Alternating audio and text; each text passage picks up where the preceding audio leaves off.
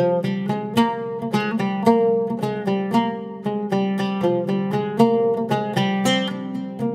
இன்னைக்கு ரொம்ப டேஸ்டியான வெண்டைக்காய் பொரியல் எப்படி பண்றதுன்னு பார்க்க போறோம். வளவளப்பு இல்லாம ரொம்ப டேஸ்டியா இருக்கும் இந்த வெண்டைக்காய் பொரியல். பொதுவா நம்ம வெண்டைக்காய் பொரியல் பண்ணும்போது அது வளவளன்னு இருக்கிறதுனால குழந்தைங்க அந்த அளவுக்கு விருப்பப்பட்டு சாப்பிட மாட்டாங்க. ஆனா இந்த மெத்தட்ல பண்ணி பாருங்க, ரொம்பவே டேஸ்டியா இருக்கும்.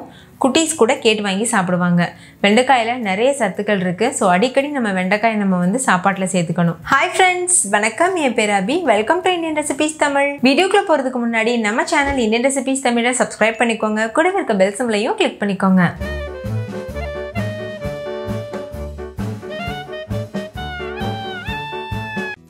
ஃபர்ஸ்ட் இந்த ரெசிபி பண்ணுறதுக்கு வெண்டைக்காவை தண்ணியில் நல்லா வாஷ் பண்ணிவிட்டு ஒரு க்ளீனான கிளாத் வச்சு நல்லா தொடச்சிருங்க. வெண்டைக்காயில் கொஞ்சம் கூட ஈரத்தன்மை இருக்கக்கூடாது. அந்த அளவுக்கு நல்லா காய வச்சுட்டு அதுக்கப்புறமா கட் பண்ணிக்கோங்க. இந்த சைஸில் கட் பண்ணிக்கோங்க.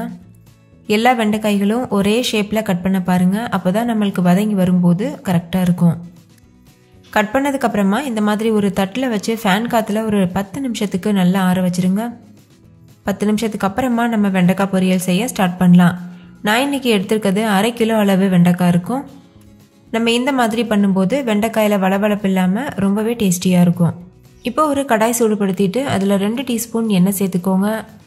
கூடவே 1 டீஸ்பூன் கடுகு, 1 டீஸ்பூன் சீரகம் சேர்த்துக்கோங்க. கடுகு சீரகம் புரிஞ்சதுக்கப்புறமா ஒரு கொத்து கருவேப்பிலை, 2 பச்சை மிளகாய் கீறிட்டு சேர்த்துக்கோங்க. இது கூடவே ஒரு பெரிய சைஸ் வெங்காயத்தை இது போல் கட் பண்ணிட்டு சேர்த்துக்கோங்க.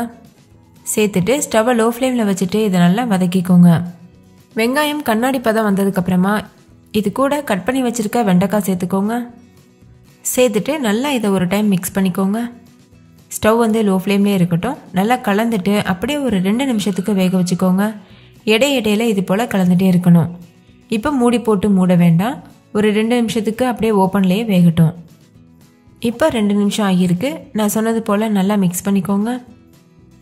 நல்லா கலந்துட்டு ஸ்டவ்வை லோ ஃப்ளேமில் வச்சுட்டு மூடி போட்டு மூடிட்டு ஒரு 2 நிமிஷத்துக்கு வேக வச்சுக்கோங்க. இப்போ 2 நிமிஷம் ஆகியிருக்கு. வெண்டைக்காய் நல்லா சாஃப்டாக வெந்திருக்கு. இப்போ இது கூட கொஞ்சமாக உப்பு சேர்த்துக்கோங்க. நான் ஒரு 1/2 டீஸ்பூன் உப்பு சேர்த்துருக்கேன். உங்களுக்கு சாஃப்டான வெண்டைக்காய் வேணும்னா இந்த ஸ்டேஜில் நீங்கள் சர்வ் பண்ணலாம்.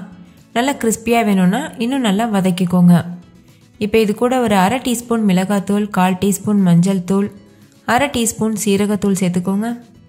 கூடவே ஒரு 1/4 டீஸ்பூன் மிளகுத்தூள் சேர்த்துட்டு இது கூடவே ஒரு 1/4 டீஸ்பூன் கரம் மசாலா சேர்த்துக்கோங்க. கரம் மசாலா ஆப்ஷனல், உங்களுக்கு வேணும்னா நீங்கள் ஸ்கிப் பண்ணிடலாம். இப்போ இதை நல்லா மிக்ஸ் பண்ணிக்கோங்க. கரம் மசாலா சேர்த்து பண்ணும்போது நார்த் இந்தியன் ஸ்டைலில் இருக்கும். ரொம்பவே டேஸ்டியாக இருக்கும். அடுத்து ஒரு 2 நிமிஷத்துக்கு ஓப்பன்லேயே குக் பண்ணிக்கோங்க. மூடி போட்டு மூட தேவையில்லை. இடையிடையில் ஹை ஃப்ளேமில் மீடியம் ஃப்ளேமில் மாற்றி மாற்றி வச்சு இது போல் கலந்துகிட்டே இருங்க. அவ்வளோதான். இப்போ வெண்டைக்காய் முழுமையாக குக் ஆயிருச்சு.